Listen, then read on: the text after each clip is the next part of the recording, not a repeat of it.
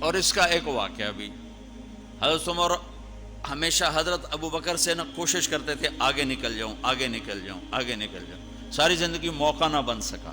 تبوک کا موقع آیا تو اللہ کے نبی نے کہا مال خرچ کرو۔ عثمان رضی اللہ تعالیٰ عنہ 10,000 لشکر کا سارا سامان تیار کیا، ان کی سواریاں، ان کا راشن کے لیے تھیلوں کو بند کرنے کے لیے دھاگے تک اپنے گھر سے دیے، اور 300 دینار اوپر دیے۔ تو اللہ کے نبی کی جھولی میں وہ 300 دینار پڑے تھے یوں، اور آپ ان دیناروں کو اٹھا کے یوں فرما رہے تھے ما علی عثمان اللہ یعمل بعدا، عثمان آج کے بعد کچھ بھی نہ کرے تو جنت واجب ہوگی۔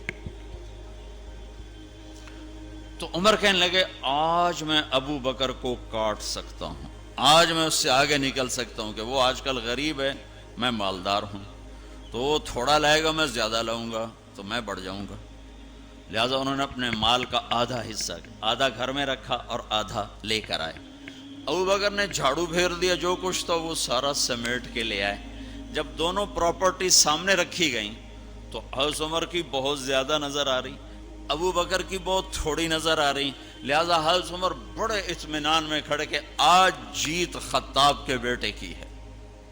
میں قربان جاؤں، اللہ رسول تو جانتے ہیں کہ کون کیا کر کے آیا ہے، تو میرے نبی نے سوال ہی بدل دیا جو اس موقع کا سوال ہی نہیں۔ کوئی آدمی مسجد میں چندہ دینے جائے، مدرسے میں چندہ دینے جائے، کہا جی مول صاحب یہ 1 لاکھ روپیہ ہے مدرسے کے لیے، مسجد کے لیے۔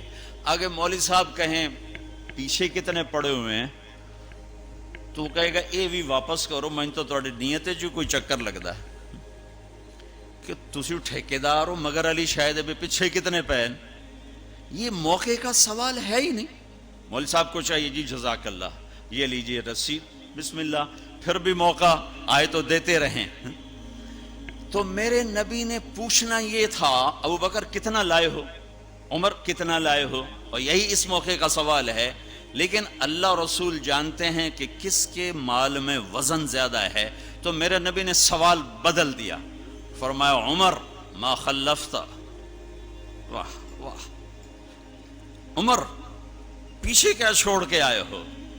تو حضرت عمر تو وہیں دھڑم ہو گئے گا، با میں گیا، سوال سے ہی وہ پتہ چلے گا، با میری کلی اڑ گئی وکٹ۔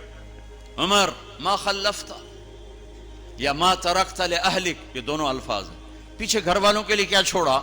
تو پہلے حضرت عمر بڑے جوش میں کھڑے تھے، پھر ایک دم ڈھیلے ہو گئے، کہنے با جی آدھا چھوڑا ہے آدھا لایا ہوں۔ پھر آپ نے کہا ابا بکر ما خلفت یا ما ترکت لأہلک، ابو بکر تو پیچھے چھوڑ کے کیا آیا، بچوں کے لیے کیا چھوڑ کے آیا؟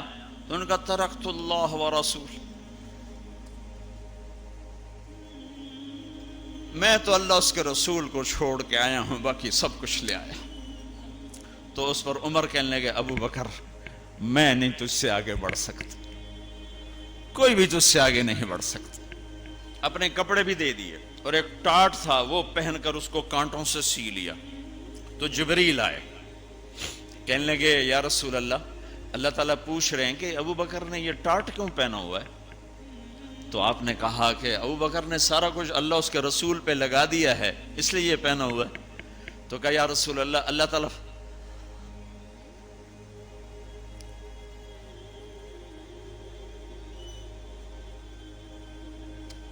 تعالیٰ فرما رہے ہیں ابو بکر سے پوچھو مجھ سے راضی تو ہے، مجھ سے راضی تو ہے، اس فقر میں مجھ سے راضی ہے؟ میں تو اتنا سفر کر کے آیا ہوں، حالانکہ ابھی 4 دن پہلے میں 12 ملکوں کا 10 ملکوں کا سفر کر کے آؤں، ساری ہڈیوں میں درد ہے، میں اس لیے آیا ہوں کہ چلو کوئی بخشش کا بہانہ مل جائے، کوئی بخشش کا بہانہ مل جائے، اللہ راضی ہو جائے۔ آپ سارے اس لیے حج پہ جا رہے ہو کہ اللہ راضی ہو جائے۔ جو سارے جہان سے کہتا ہے مجھے راضی کر، وہ کہہ رہا ہے ابو بکر سے پوچھو مجھ سے راضی تو ہے۔ تو آپ نے کہا ابو بکر تیرا رب تجھے سلام بھی کہہ رہا ہے اور پوچھ رہا ہے کہ راضی ہو؟ تو ابو بکر کی چیخیں نکلی، میں اپنے رب سے راضی، میں اپنے رب سے راضی، میں اپنے رب سے راضی۔ میرے بھائیو بہنوں، زندگی ایسے گزار کے مرو کہ اللہ کو ملو تو اللہ خوش ہو کے مل رہا، ایسے نہ مرو کہ اللہ کی بارگاہ میں پیش کیے جا رہے ہوں مجرم بن کر، قیدی بن کر۔